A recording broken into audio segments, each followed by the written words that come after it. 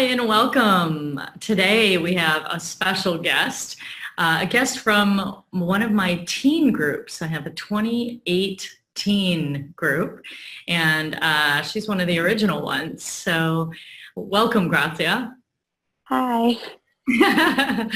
And you're all the way out in Singapore, girl. I Mm. am, yeah.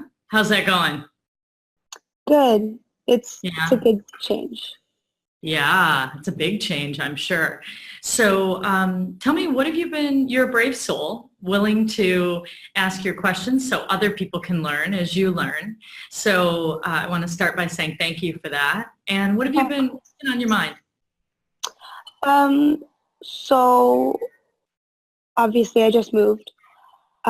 So there's been so much going on. I've been playing soccer. I've been doing a lot of homework. There's just so much going on in my life.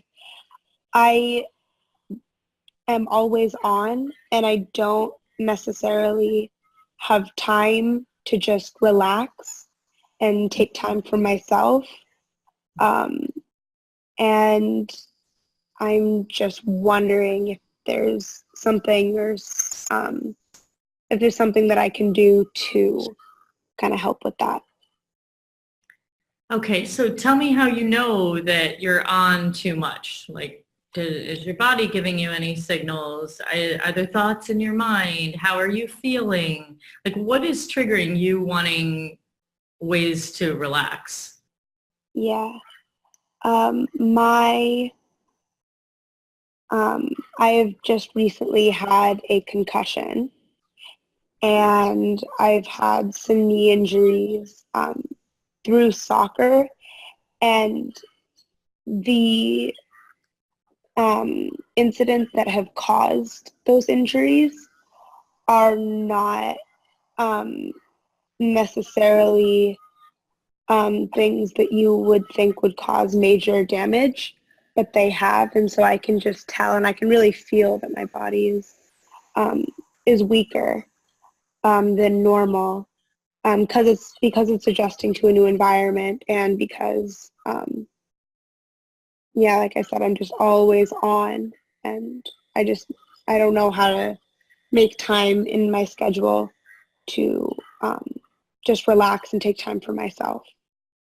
Okay, so great question. I'm sure a lot of people struggle with this because, by the way, Grazia, this doesn't end just by being a teen, right? Then you go into your life and all of a sudden you've got a house to manage and a job to manage and a family to raise and a relationship to be in. So the question you ask, actually, I don't even think would just apply to teens. You just have this incredible awareness that allows you to know that you're always on, and so now that you're starting to get physically injured is how you're noticing Mm-hmm. uh, that something's off, right? So you're a soccer goalie, right?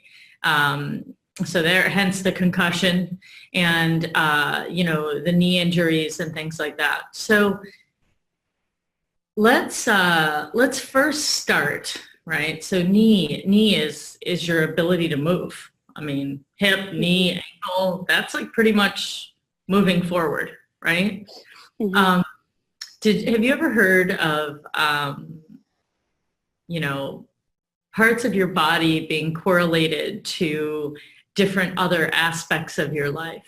So, why is it that in someone's body, like a certain thing breaks down, like a heart attack or a left hip pain or whatever it is, right?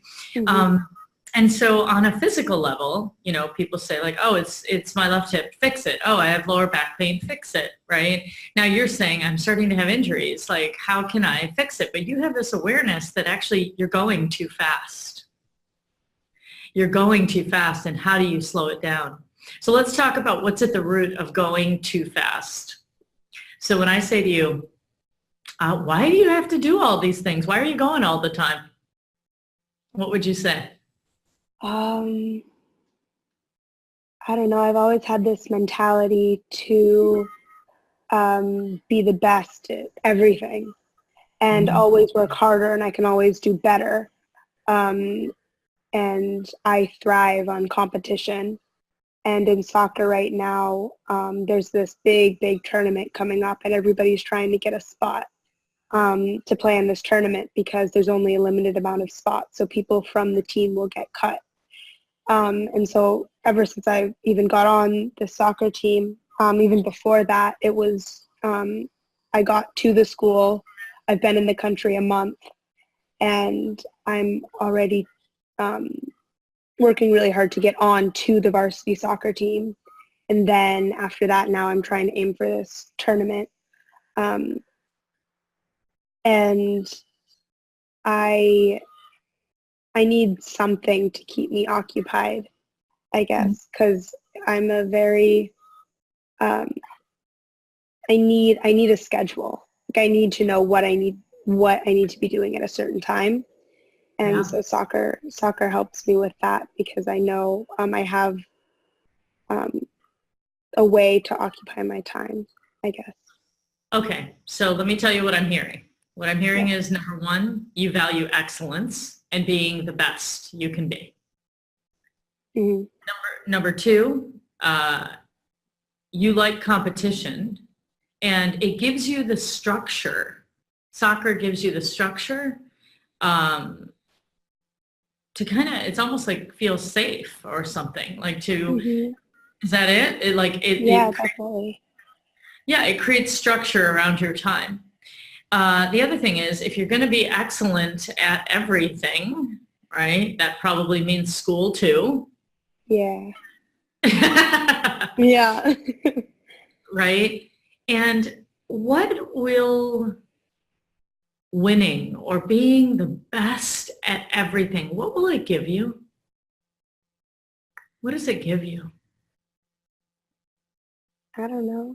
I get a feeling of achievement and who would notice your achievement? my parents. Yeah. And who else might notice your achievement? Colleges and friends. And, yeah. Like, what about my peers at school? And what about colleges? And what about my parents? And what about love?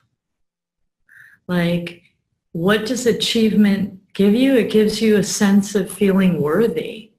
It gives you, right, like it gives you love and accolades from other people.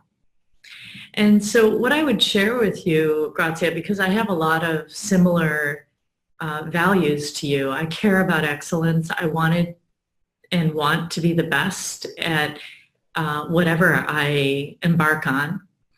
And I did it to the extent that I burned myself out. Do you know what it means to burn out? Mm-hmm. So tell me what you think burnout means.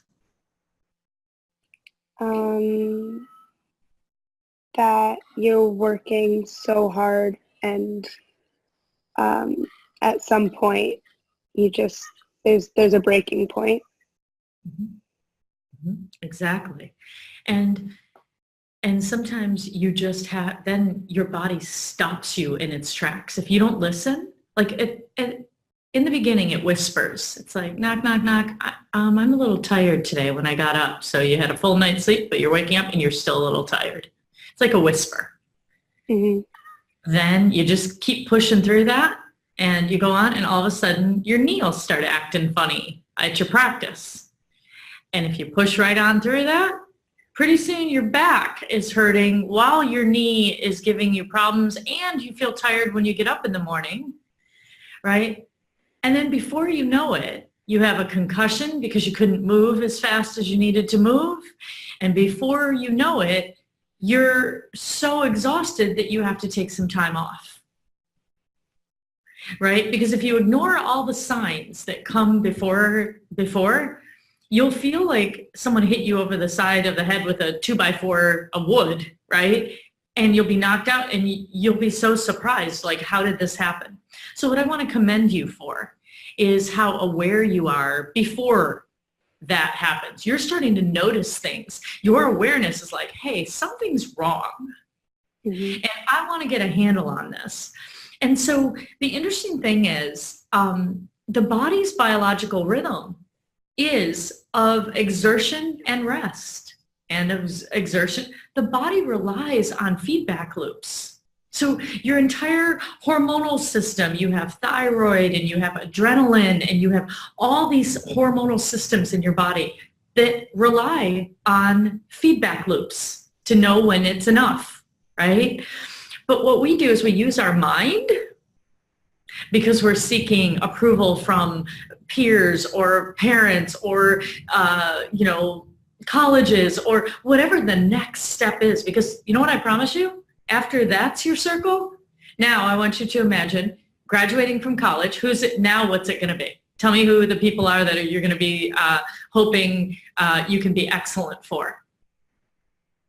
Partner, your partner. Yeah. Who else? Jobs and bosses. Your boss and your colleagues at work, and then you might have kids and it might be them too, and then it's going to be your partner's family, like on and on and on. So you recognizing this, I just want to say how profound it is, because if you get this at this point in your life, you're not going to be in this endless treadmill and cycle, and the treadmill keeps going faster and faster. That's what happens. Okay. Mm-hmm. Then it's about money and a promotion, and it just is endless. So the important thing is to include yourself in the equation. That's the most important thing. So to get really clear, why am I doing these things? Why would I not listen to my body? Why would I push through? Why do I think I have to be the best at everything? Who am I competing with, really? Do you understand what I'm saying? So what would your answer be to some of those questions? I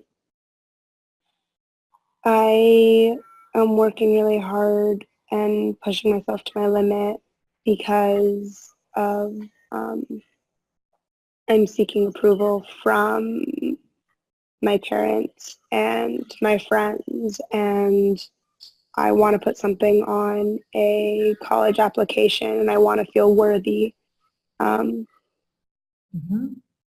Yeah. And so all of those things are so natural. They're so natural. They're completely normal, right? And they're all good things until they go. So any strength that you have only becomes a weakness when you overuse it. So a weakness is just a strength overused.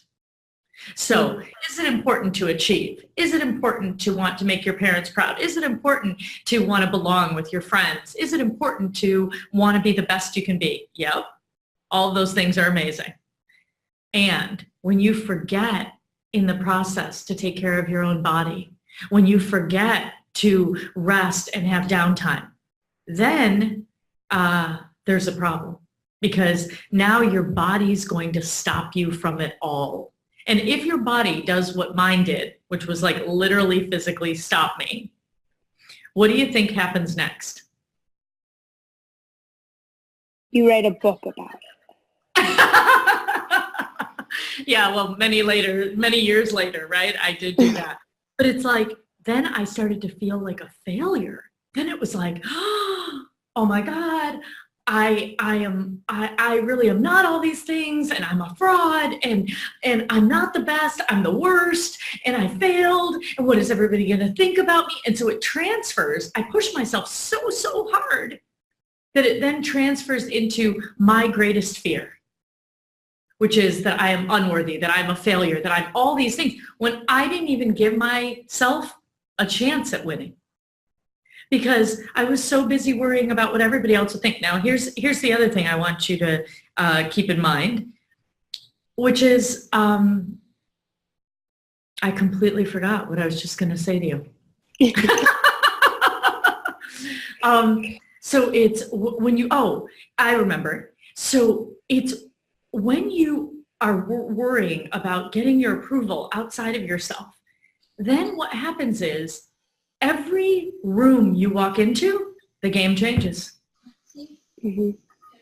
One circle of friends, you know what to do to get their approval, except now you leave, you go to a different classroom or a different gathering or a different social event or a different soccer team. all of a sudden, all the rules are different. And there you are doing this exhausting dance to try and make sure everybody likes you. Yeah. Do you know what I'm talking about? Yeah, definitely. Definitely, yeah. All right. So I say, Grazia, that you and I do a part 2. So I want to first start by your takeaways here, because before I can give you some tools to relax and make it all practical, because you know that's one of my favorite things, to make it all practical. Of course. What I want to first do is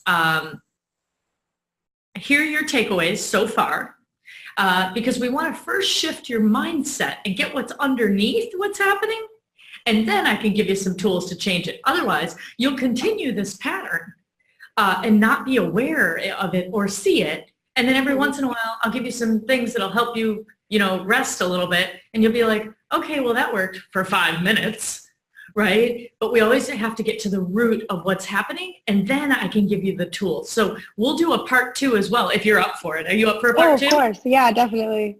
Okay. So let's wrap this part up by telling me, what are your takeaways from your question and our discussion just now? What are the main things you remember? That I need to remember the reason that I am pushing myself so hard. Is it really for me, or is it for somebody else? And if it is for somebody else, is it really that worth it to have a knee injury and to have a concussion and to really, really push myself past that limit? And then so just finding the root of that feeling of always needing to be the best. And did I say that excellence or competition are not a good thing? No, they're healthy, very healthy. Mm-hmm. So achieving excellence and competition are a good thing. When do they become a not so good thing? When they're overused and turn into a weakness. Yeah. And so I want you to remember this too, because anytime somebody gives you feedback of something that they call your weakness, you should be really interested in that, because a weakness is not like a negative judgment on you or something bad. A weakness is just a strength overused. So you have to ask yourself, what strength do I have that I'm overusing here? Mm-hmm. Right? Because that'll help you with the approval piece as well. Like always wanting everyone's approval.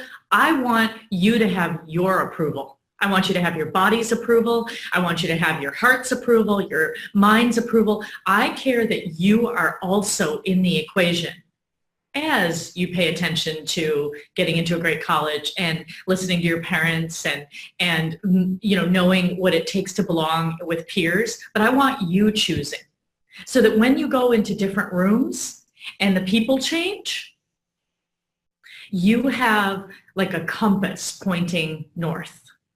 It's like you know what you value and you matter. And that's how you decide whether you say yes this, no thank you.